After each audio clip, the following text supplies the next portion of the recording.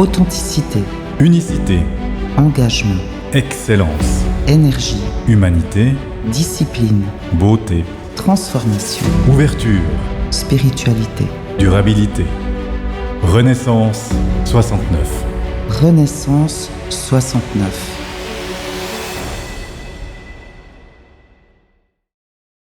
Bienvenue sur Renaissance 69. Bonjour Lina. Bonjour Yann, bienvenue chers auditeurs, auditrices sur Renaissance 69. Aujourd'hui, j'aimerais aborder le thème, le sujet de l'essence de la beauté. On plonge dans un sujet qui nous touche tous, consciemment ou non, la beauté. Ce mot fait écho à tant de choses, un visage, un paysage, un sentiment, une émotion. Mais qu'est-ce qui rend la beauté si captivante, si puissante ? Yann, selon toi, c'est quoi la beauté ? Une des valeurs que j'ai citées dans le générique, la beauté. Déjà, premièrement, la beauté, c'est subjectif. Donc, autant de définitions de la beauté que d'individus sur cette terre. Après, si on pousse un petit peu plus loin, c'est une question d'émotion, question d'harmonie, aussi d'authenticité. Au final, en équilibre, mais en équilibre pour soi-même, quelque chose qui nous semble juste, d'apparence. Mais la beauté, ça peut aller plus loin, ça peut aussi être une expérience, une sensation qui nous traverse et qui parfois nous élève. J'adore ça. Souvent, une sensation qui nous élève. Mais pour toi, c'est un ressenti plus qu'un standard ? On parle de standard de la beauté, donc on pourrait dire que c'est un standard, mais j'ai envie de dire pas exactement. Pour moi, c'est un ressenti immédiat face à une chose qu'on découvre la première fois, mais après, une chose qu'on trouve belle, on peut l'admirer, on peut l'aimer, on peut la contempler infiniment. Et je pense que la beauté, c'est vraiment une question de perception. Et même que notre perception, elle peut changer dans le temps. C'est-à-dire qu'aujourd'hui, je trouve quelque chose de beau. Dans 6 mois, peut-être je le verrai différemment. Et c'est ça qui est magique aussi dans la beauté, c'est que c'est pas figé. Comme on l'a dit aussi, autant d'individus que de définitions de la beauté. Et puis, autant d'instants que de définitions possibles de la beauté. Ouais, est-ce que la beauté, elle est objective ou subjective ? Elle est universelle ou totalement subjective, en fait ? Alors, universelle, non. Subjective, à mon avis, totalement. Je pense qu'il y a des matières à discussion, surtout dans certaines industries. On va parler de standards de la beauté. Et là, il faut voir de quelle définition on parle. Alors justement, tu vois, par exemple, tu m'as dit universel, non. Bon, après, tu sais très bien qu'il y a les modes qui changent. Alors, on va parler de perception. Hein. Cette perception, elle évolue, on est quand même d'accord. Parce que si je te donne un exemple, ce que je trouvais beau il y a 10 ans, je ne trouve pas forcément beau aujourd'hui. Donc, mais tu sais très bien qu'il y a des standards, même par rapport à la mode. Il y a des choses, tu vois, les habits qu'on avait, les jeans, ça a changé. Et puis après, ça redevient à la mode. Absolument. C'est dans ce sens-là que je te disais standard. Absolument, absolument. Et c'est un très bon exemple, la mode qui revient à la mode. Pourquoi ça revient à la mode ? Pourquoi on l'a laissé aux oubliettes pendant un certain temps ? C'est une question de perception. Aussi, je dirais, nos expériences façonnent notre regard au fil du temps. Et puis, je pense nos expériences collectives, c'est de la société. Et puis, plus on vit, plus on affine aussi notre sensibilité à la beauté. Et puis, c'est pour ça qu'au final, elle n'est jamais figée. Mmh. Donc, finalement, la beauté, c'est une évolution constante. Une adaptation à qui on devient. Exactement.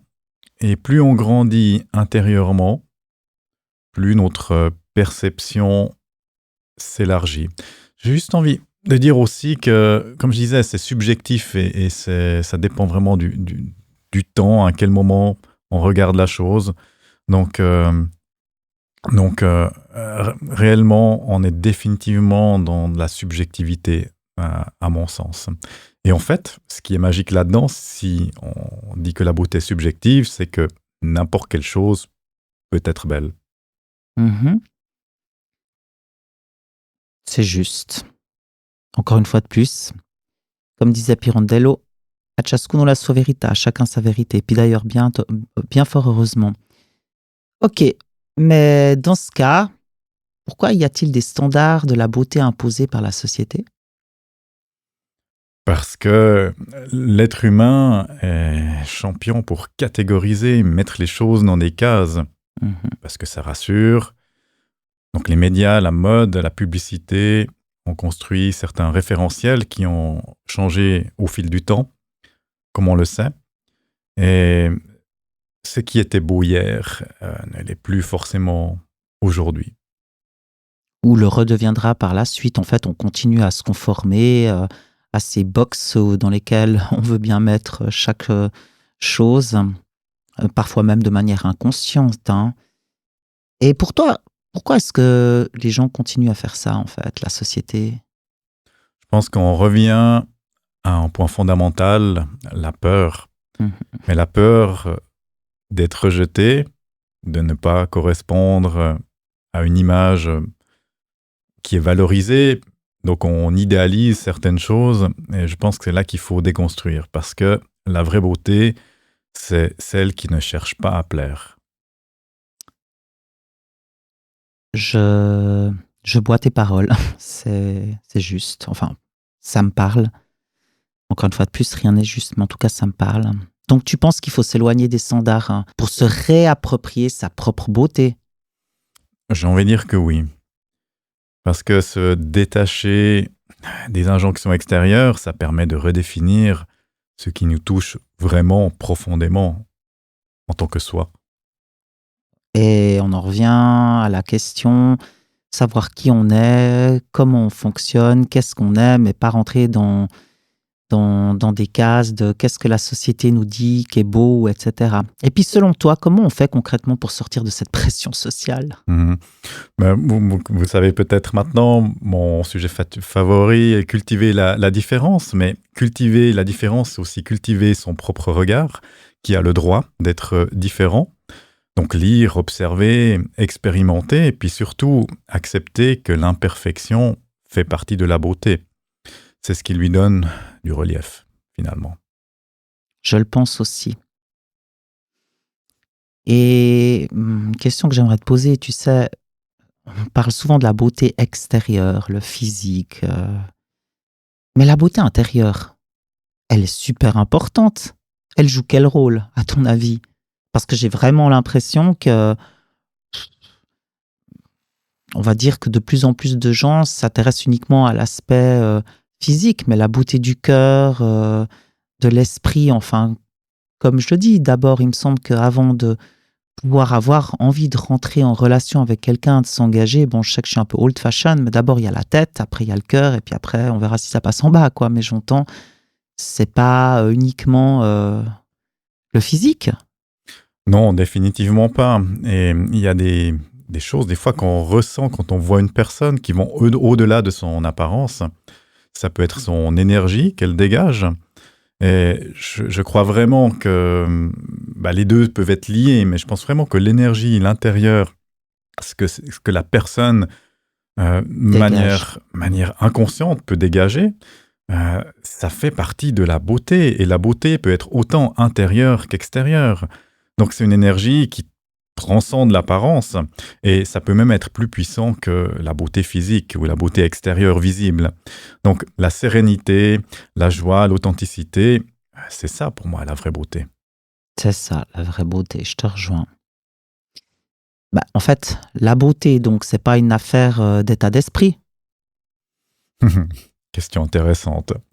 Non, ce n'est pas une question d'état d'esprit parce que, alors je ne sais pas si l'esprit peut être beau, ça c'est encore une autre discussion philosophique, mais je pense que quelqu'un qui s'aime vraiment, qui est aligné avec ses propres valeurs, devient naturellement beau aux yeux des autres. Je le pense aussi.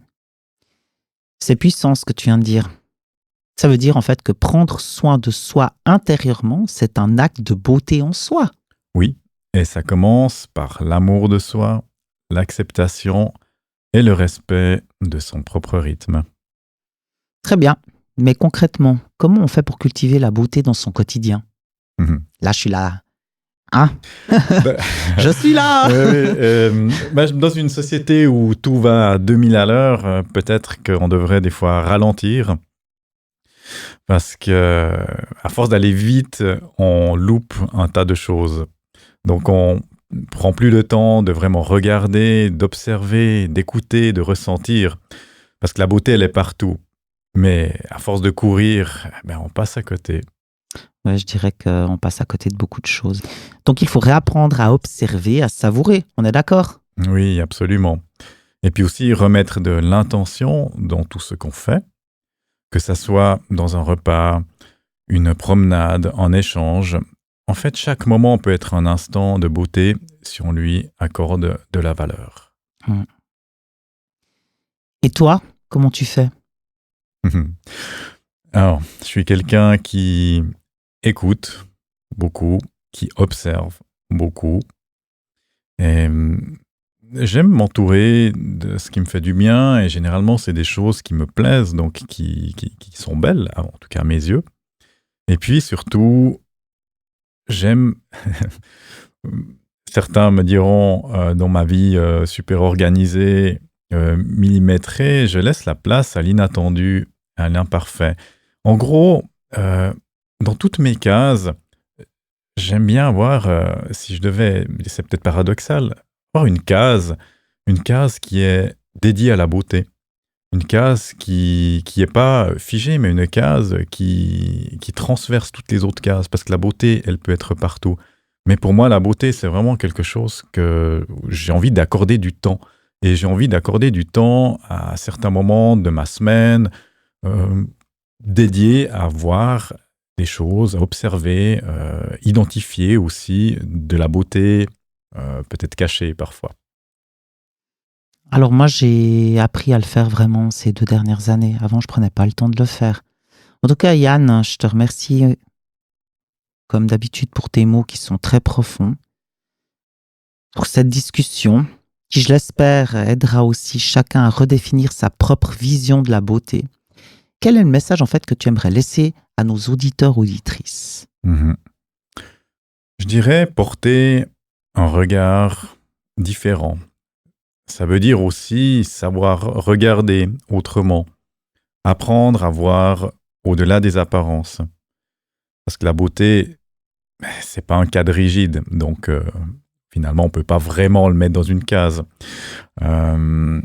C'est un état d'esprit, c'est une ouverture au monde finalement. Un message très puissant comme d'habitude. En tout cas, Yann, je te remercie et merci à vous de nous écouter. La beauté, j'aime bien utiliser ce terme depuis que je connais Yann, est un voyage. Et j'espère que ce podcast vous aura donné envie de l'explorer sous un autre angle. À très bientôt pour un nouvel épisode. À très bientôt. Merci Yann. Merci Lina. Au revoir. Authenticité. Unicité. Engagement. Excellence. Énergie. Humanité. Discipline. Beauté. Transformation. Ouverture. Spiritualité. Durabilité. Renaissance 69. Renaissance 69.